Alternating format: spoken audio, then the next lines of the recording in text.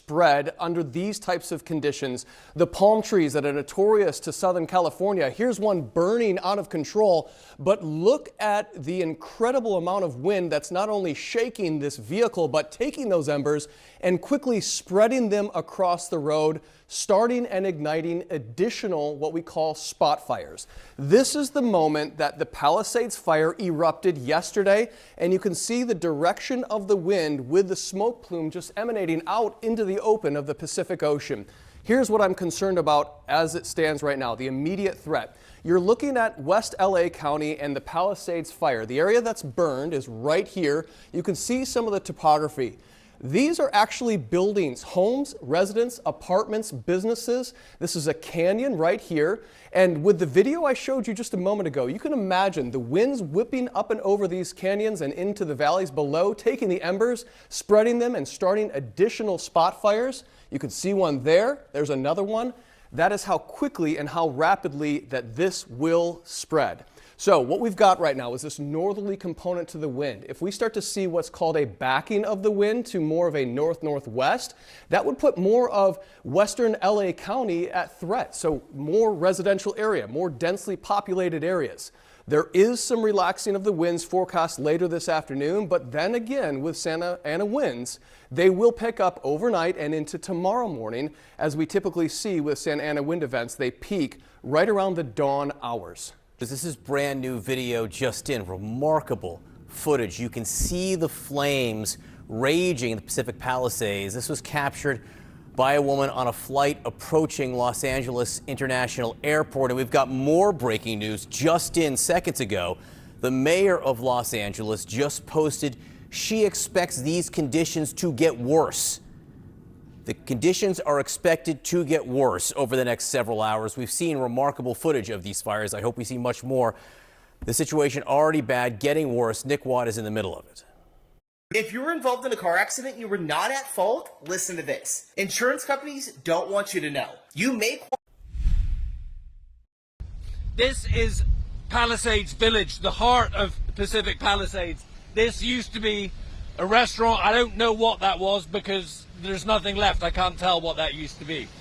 But you can feel what the problem is. It's this wind, and the wind is only going to get worse. It's the wind. Look at these embers, Chris. Look at these embers. Any one of these embers could go and cause a fire somewhere else. Look, we got this. We got another fire, spot fire up here. Just round the corner, an entire apartment building was gone. It's dry vegetation.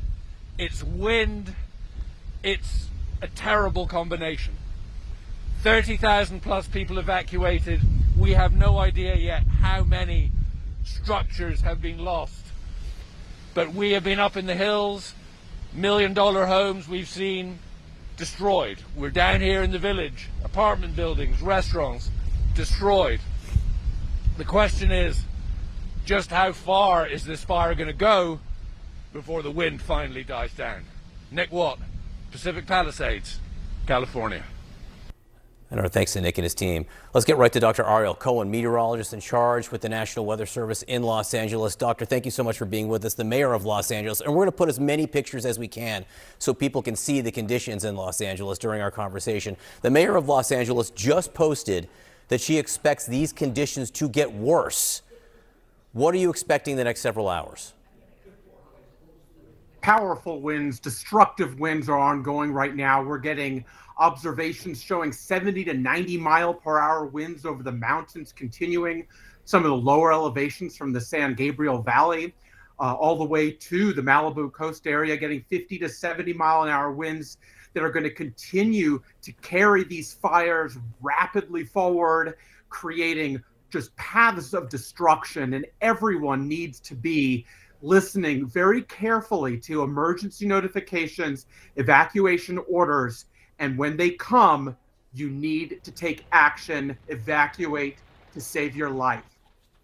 What population centers are you most concerned about at this minute? Right now, areas from the Pasadena to Altadena area, also westward throughout the San Gabriel Valley, extending across the San Fernando Valley, and certainly the Santa Monica mountain range all the way to the Malibu coast are going to be most susceptible to the most destructive winds. We have multiple fires that are growing explosively under these conditions and will continue to do so. Everyone needs to very calmly and very proactively be preparing. And when the notification comes of an evacuation order, take it seriously. It's a life and death situation. You say calmly and deliberately, but I feel like I can hear a touch of urgency in your voice. This situation, just how bad is it based on what you've seen historically? This is one of the worst situations that we have ever seen. This is a unique and volatile combination of weather parameters that has come together with some of the most extreme, destructive, life-threatening windstorms that we're getting across the area with bone-dry conditions. Everyone needs to be thoughtful, thinking ahead, make sure you're planning, you know where to go, have multiple ways of getting information. And I am pleading with you, if you get the evacuation order coming from local law enforcement and emergency management, take it seriously and evacuate. Your life will depend on it. Again, at this point, we've had 30,000 or so evacuation orders in effect. Do you anticipate there will be more large-scale evacuations ordered in the next several hours? These fires are spreading rapidly. They're going to continue to do so. The next few hours are going to be absolutely extremely critical for rapid fire spread, and the potential for expansions of these evacuations is issued by emergency management, local law enforcement is certainly there for additional areas to be included. All right, Dr. Ariel Cohen, we appreciate you being with us. I hope people are heeding your warnings if they can hear us, because I can hear it in your voice. Thank you very much. Saying one of the worst series and sets of conditions he has ever seen, these fires growing explosively. Kate. And joining us right now is the president of the Los Angeles City Council, Marqueece Harris Dawson. He's also serving as acting mayor of the city right now as the mayor is traveling back to LA. Thank you so much for being here. People are waking up to seeing just utter destruction. How bad is this? It's as bad as we've ever seen with regard to fires, certainly here in the city of Los Angeles, but certainly in Southern California as well. Unfortunately, global warming and lots of other factors has made it so that we have big fires every year. Having 3 big fires at once in a situation where we can't even use aircraft to dump water on the fires is unprecedented. 1,400 firefighters out on the street, and literally tens of thousands of other city workers, whether they're working on power poles, directing traffic, cleaning up debris off of roads so folks can come and go and evacuate where necessary. This is just an unprecedented mobilization that we are fortunately prepared for, but we have not yet seen. And some of what we're hearing from people as they're evacuating is just the terror of just how fast things change. We know how fast the winds are blowing these embers and how fast these fires are traveling. Do you have any sense of injuries? Have there been any fatalities? You know, there are, look, it's been night, so our ability to investigate is limited, but we do not have a reported fatality. We have 1 serious injury of a firefighter that we know of. Again, obviously, when morning comes, we'll be able to look more and we'll see more. But folks have done really well. The first responders have done really well protecting themselves and protecting people and property. They've done several rescues. We're rescuing people out of swimming pools and out of garages and lots of other places while there was still daylight yesterday. Again, we'll see what the morning brings, but so far, with regard to injury and loss of life, we've done well. And that would be wonderful if it stays that way. Do you have a handle, and it may be the same answer, but just we need to get the reporting. Do you have a handle on how many homes, how many businesses, kind of, starting to total up what kind of level of destruction you're looking at by the fires even so far?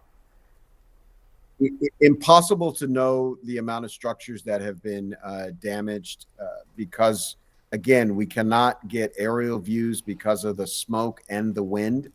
And we can't get into the neighborhoods in many cases. I mean, firefighters are still working to put out structure fires, but we just don't have a count. My expectation is by 8 o'clock local time this morning, we'll have a count, and there'll be a press conference with the governor and the mayor and all the representatives. We'll have some idea, but just no idea on structure count now. The fires are growing too fast and too furious in order for us to keep track of that. Come with me as I complete a hop, skip, drive ride. I see I have a ride coming up in 15 minutes. His name is Kai. I've driven him